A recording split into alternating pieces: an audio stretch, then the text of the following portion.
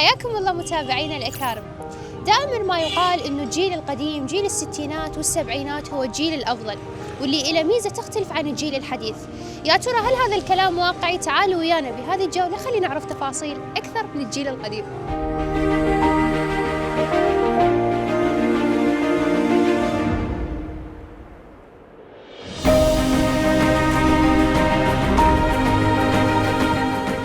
جيل الستينات هو أرقى من هذا الجيل بملايين المرات.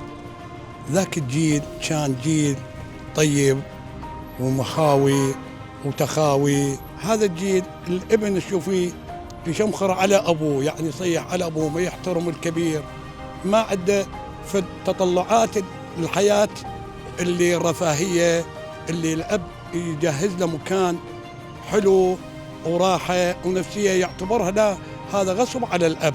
الجيل القديم أفضل هو وكل أتباعه. قبل احنا بنعيم قبل، هسه كله تعبان، ناس لا شغل لا عمل. الأصل يبقى أصل، الأصيل يبقى أصيل. ماكو شيء ما تغير، كل شيء تغير، كل شيء تغير. يعني الجيل قبل أحسن كل الأمور، للعمل للأمور كلها تغيرت. زين برأيك شنو الأحسن؟ بعد طبعا قبل أحسن. اختلاف الثقافات ما بين الأجيال لها أسبابها وانعكاساتها.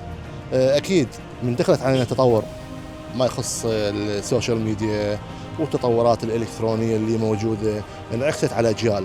الجيل السبعينات والجيل الستينات أحسهم أنه كان الجيل أكثر ثقافة من جانب معين، على اعتبار أنه كان اللي يبحث عن الثقافة يبحث عنها بأمهات الكتب، يبحث عنها بالمجالس العلمية. يوم ما الجيل القديم هاي الوادم احترقت وتكاتلت، صدقيني يعني هاي الوادم على تقاليدها على ناسها. فاحنا الامور هنا اختلفت، اكو هواي اختلفت امور، شوي دخلت عليها دخيل هواي هاي الناس، بس احنا ناس لا محترمين بعدهم لولين. اكو ناس على اولها على اهلها لولين باقي، واكو شباب لا تغيرت.